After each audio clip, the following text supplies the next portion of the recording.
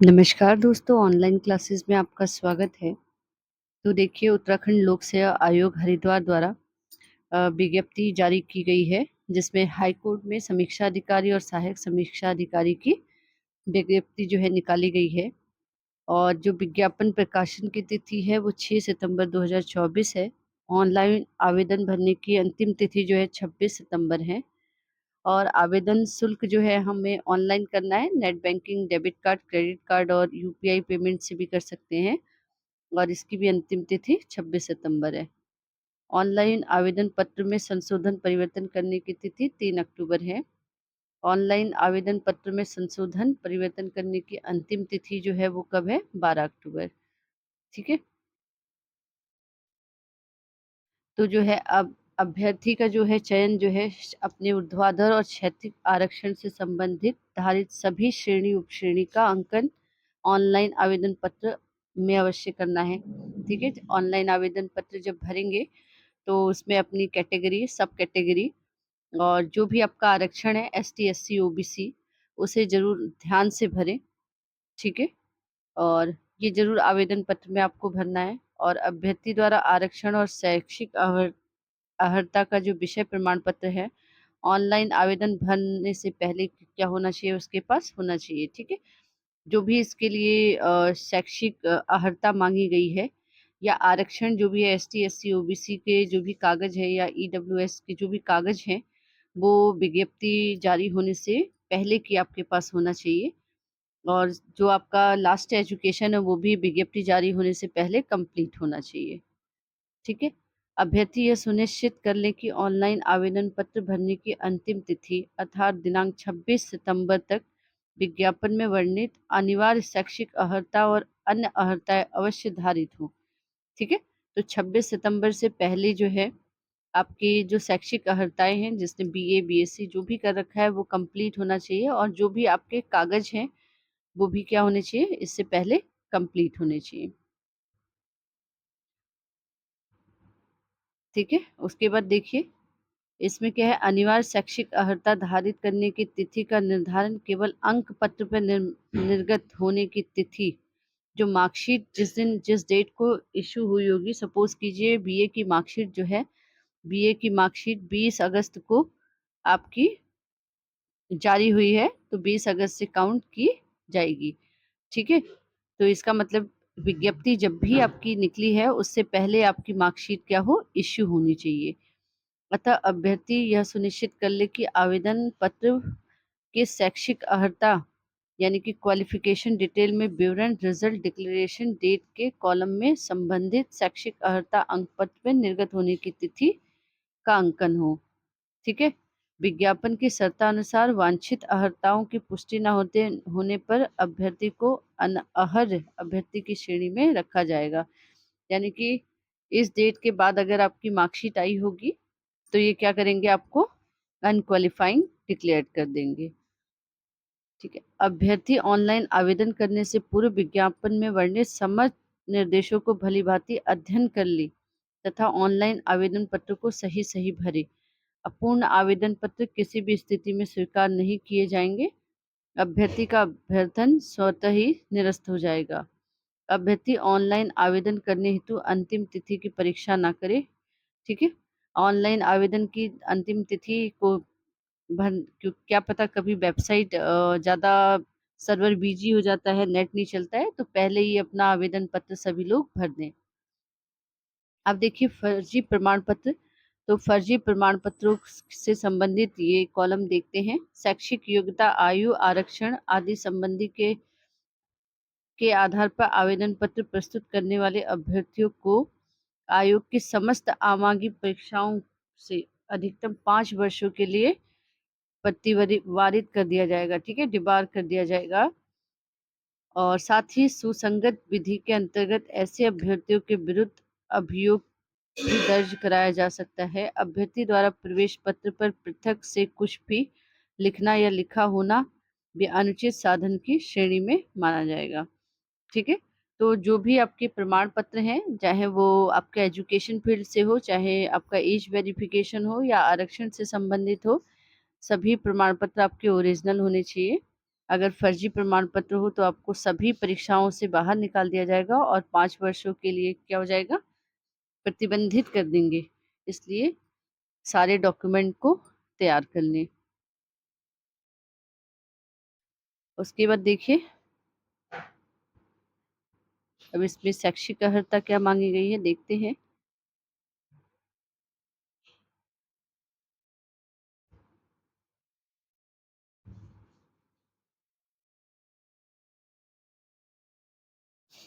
देखिए, महाधिवक्ता कार्यालय नैनीताल में समीक्षा अधिकारी, सहायक समीक्षा अधिकारी के कुल रिक्त 4 पद हैं और भर्ती द्वारा उपयुक्त अभ्यर्थियों के चयन हेतु ऑनलाइन आवेदन पत्र आमंत्रित किए जाते हैं। ठीक है। प्रारंभिक एवं मुख्य परीक्षा के संबंध में सूचना यथा समय पृथक से आयोग की वेबसाइट तथा दैनिक समाचार पत्रों के माध्यम से उपलब्ध कराई जाएगी। अब देखिए रिक्तियों का वर्णन।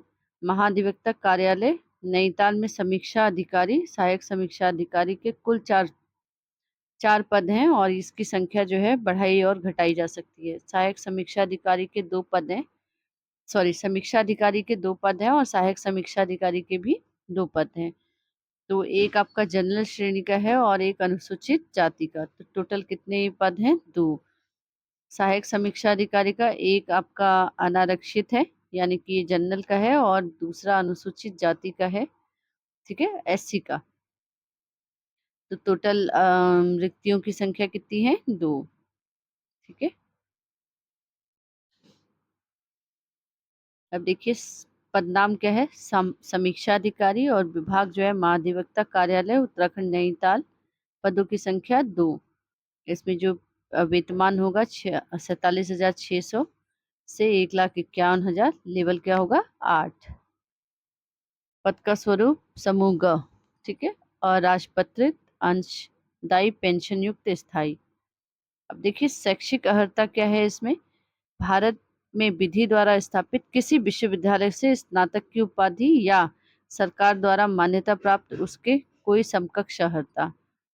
ठीक है। अनिवार्य अर्हता में देखते हैं तो अनिवार्य अर्हता में आपका क्या होना चाहिए? ग्रेजुएशन होना चाहिए या उसके समकक्ष कोई भी आपकी डिग्री होनी चाहिए। और देखिए उसके अलावा अन्य बातों के समान होने पर सीधी भर्ती के मामले में ऐसे अभ्यर्थी को अधिमान दिया जाएगा जिसमें जिसमें क्या हो, प्रादेशिक सेना में 2 वर्ष की न्यूनतम अवधि तक सेवा की हो, और क्या हो, राष्ट्रीय कैडेट कोर एनसीसी का क्या हो, उसके पास सी और बी प्रमाण पत्र हो। आयु कितनी है? 21 से 42 साल। सहायक समीक्षा अधिकारी के लिए देखिए कहाँ, महाधिवक्ता कार्यालय उत्तराखंड नैनीताल। पदों की संख्या कितनी है? 2। ठीक है। और ये भी अराजपत्रित अंशदायी पेंशन युक्त और स्थायी है। अब इसके लिए देखिए शैक्षिक अर्हता क्या है।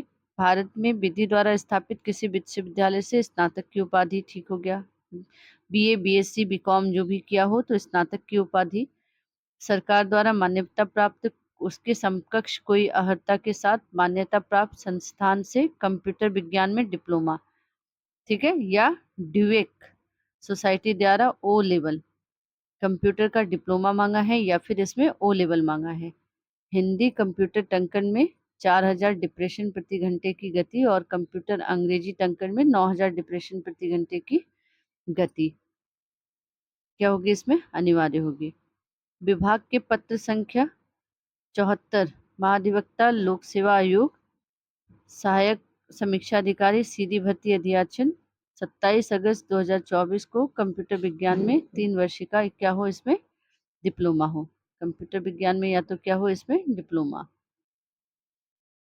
अधिमानी अर्हता, अगर सब बातें समान होंगी तो या तो किसी प्रादेशिक सेना से में 2 वर्ष का न्यूनतम अवधि का क्या हो, सेवा प्राप्त की हो, या फिर एनसीसी का सी और बी प्रमाण पत्र हो। अधिकतम आयु कितनी है इसमें? 21 से 42 वर्ष। आयु की गणना जो है वो 1 जुलाई 2024 से की जाएगी। ठीक है। और 42 वर्ष से अधिक नहीं होना चाहिए, अर्थात अभ्यर्थी का जन्म 2 जुलाई 1982 के पूर्व हुआ है, 1 जुलाई 2003 के पश्चात का नहीं होना चाहिए। 2 जुलाई 1982 से पहले का जन्म नहीं होना चाहिए अभ्यर्थी का, और 1 जुलाई 2003 के बाद का नहीं होना चाहिए। अब देखिए अधिकतम आयु छूट कितनी होनी चाहिए। तो विभिन्न श्रेणियों उपश्रेणियों में अभ्यर्थियों हेतु उत्तराखंड शासन के समय समय पर निर्गत एवं वर्तमान में प्रचलित शासनादेश के अनुसार उच्चतम आयु सीमा में उसके आरक्षण श्रेणी उपश्रेणी के अनुसार छूट अनुमन्य होगा। ठीक है, अन्य पिछड़ा वर्ष को 5 वर्ष की छूट दी जाएगी। और आपके स्वतंत्रता सेनानी में आश्रित अभ्यर्थियों के लिए शासनादेश 2005 द्वारा देखिए 21 मई 2005 द्वारा अधिकतम आयु 5 वर्ष की छूट दी जाएगी। और जो दिव्यांगजन होंगे उनके लिए 10 वर्ष की आयु में छूट दी जाएगी।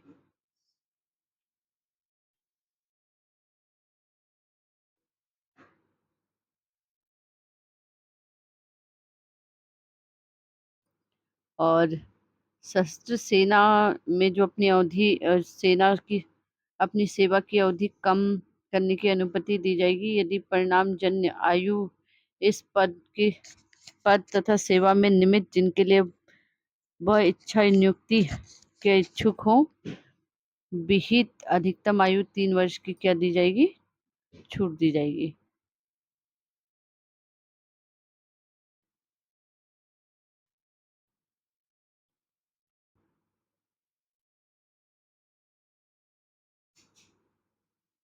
अब देखिए अनिवार्य वांछनीय अर्हता में देखिए उत्तराखंड लोक सेवा आयोग की परिधि के अंतर्गत तथा लोक सेवा आयोग की परिधि के बाहर समूह ग के पदों की भर्ती के लिए अनिवार्य वांछनीय अर्हता नियमावली 2010 समय समय पर यथा संशोधित के अनुसार निम्नवत है।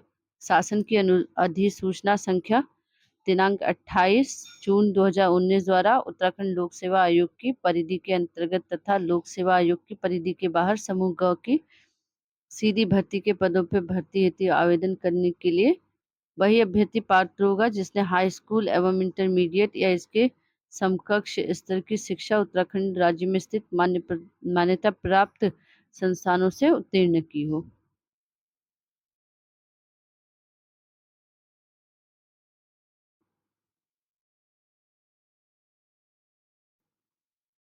ऐसे अभ्यर्थी जो अपना उत्तराखंड राज्य की सेवाओं से इतर अन्य सेवाओं में कार्यरत है अपने विभाग के सेवायोजन कार्यालय में पंजीकरण हेतु अनापत्ति प्रमाण पत्र प्राप्त कर सेवायोजन कार्यालय में पंजीकरण करा सकते हैं।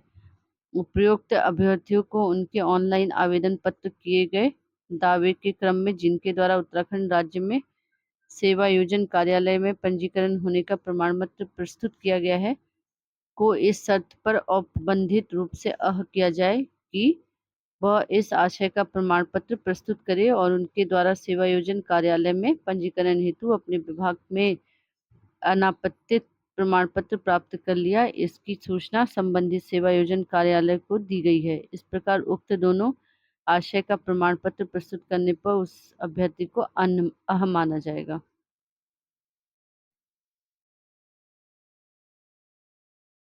अब देखिए आरक्षण। तो उत्तराखंड राज्य में अनुसूचित जातियों अनुसूचित जनजातियों अन्य पिछड़े वर्ग आर्थिक रूप से कमजोर वर्ग पूर्व सैनिक स्वतंत्रता संग्राम सेनानी आश्रित दिव्यांगजन महिला उत्तराखंड के अनाथ एवं कुशल खिलाड़ी अभ्यर्थियों के लिए आरक्षण भर्ती के समय प्रवृत्त सरकारी आदेशों के अनुसार प्रदान किया जाएगा।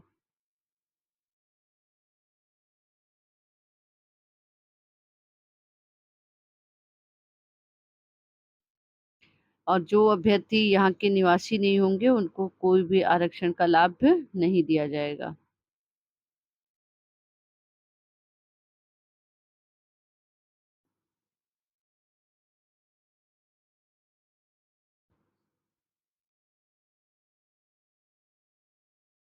ठीक है, ऑनलाइन आवेदन के लिए आप ukpsc.net.in पर जाएं और या फिर ukpsc.uk.gov.in पे आप क्या कर सकते हैं, आवेदन पत्र विज्ञापन का विज्ञप्ति डाउनलोड कर सकते हैं और आवेदन पत्र यहाँ से भर सकते हैं। ठीक है, उसके बाद सभी अपने फॉर्म को सही सही भरें और कोई भी मिस्टेक्स ना करें। ठीक है? अब देखिए, आवेदन शुल्क जो है अनारक्षित वर्ग के लिए जनरल कैटेगरी के लिए ₹150 और प्रोसेसिंग शुल्क टैक्स ₹22 है। कुल ₹172.30 का आपको भरना पड़ेगा फॉर्म। अन्य अन्य पिछड़ा वर्ग के लिए भी 172.30 अनुसूचित जाति एवं जनजाति के लिए कितने का है? ₹82.30 का। और ईडब्ल्यूएस के लिए भी 172.30 का है। शारीरिक रूप से जो दिव्यांग है उनको ₹22 का शुल्क देना है। और अनाथ बच्चे जो है उनको कोई शुल्क नहीं देना है।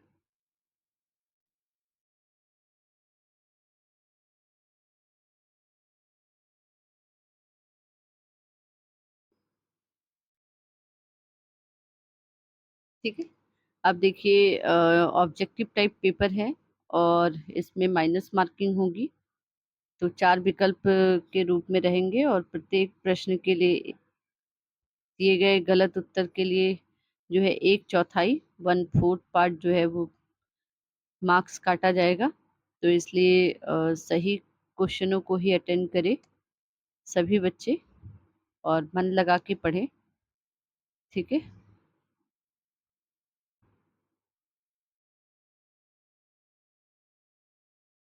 और फॉर्म में बहुत बी केयरफुली सब कुछ सही-सही सारे बच्चे भरें। तो आज के लिए इतना ही।